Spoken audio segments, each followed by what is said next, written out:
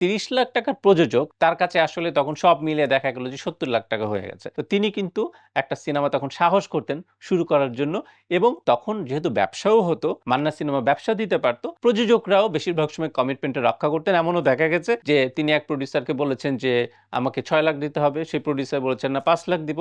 তখন তিনি চ্যালেঞ্জ ছুড়ে দিয়েছেন, যদি সিনেমা ব্যবসা করে তাহলে আমাকে ৬ লাখ দিয়েন, নাহলে আপনার টাকাই দিতে হবে না। মেবি এটা কথার কথা ছিল, কিন্তু তিনি কিন্তু সেই চ্যালেঞ্জে জিতেছিলেন, এবং প্রোডিউসার ঠিকই তখন টেবিল কালেকশনে যে টাকা হতো, টেবিল কালেকশনটা পেয়েই তার বাসায় কিন্তু ৬ লাখ টাকা পাঠিয়ে দিয়েছিলেন। তো এমন কিন্তু অনেক গল্প আছে যে তিনি অনেক হাফ প্রোডিউসারকে ফুল প্রোডিউসার বানিয়েছেন, এবং তিনি প্রোডিউসারদের সাহস দিতেন যে হ্যাঁ, আপনারা কাজ করেন। এবং মান্না ভাইয়ের একটি উদার দিক ছিল, সেটি হচ্ছে যে মান্না ভাই কিন্তু আমি বলব যে জুনিয়র অনেক তারকার সাথে অনেক সিনেমা করেছেন।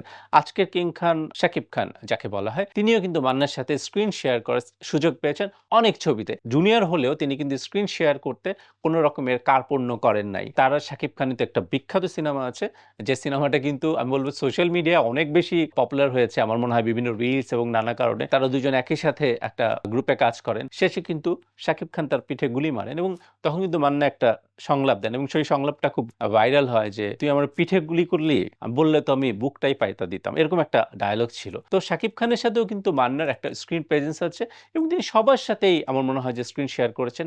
সেই সিনিয়র সময়ের নায়ক থেকে শুরু করে রুবেলের সাথে করেছেন, ইলিয়াস কাঞ্চনের সাথে করেছেন, শাকিব খানের কথা তো বললাম। আমার মনে হয় সবার সাথেই করেছেন, এবং একজন প্রযোজক হিসাবে মান্না কিন্তু সবসময় চমক দেওয়ার চেষ্টা করেছেন। তার যে প্রোডাকশন হাউস কৃতাঞ্জলি চলচ্চিত্র, এটির যে প্রথম সিনেমা লুটতরাজ, সেই লুটতরাজ সিনেমার কথা আপনাদের মনে আছে? লুটতরাজ সিনেমায় কিন্তু তিনি এবং দিতি ছিলেন একটা পেয়ার। মৌসুমীকে একটি বিশেষ চরিত্রে কাস্ট করেছিলেন, এবং মৌসুমী কিন্তু তখন ক্যারিয়ারে ট্রানজিশন পিরিয়ডে পার করছিলেন, কারণ কিছুদিন আগে তাদের বিয়ে হয়েছে। ওমর সানির সাথে তার সিনেমাগুলো আর ভালো চলছিল না। সো অনেকে বলেন যে লুটতরাজ সিনেমায় কিন্তু মৌসুমীর একটা কামব্যাক হয়, এবং সেটা এতভাবে হয় যে মৌসুমীও কিন্তু মান্নার সাথে তখন নিয়মিত ছবি করতে শুরু করেন।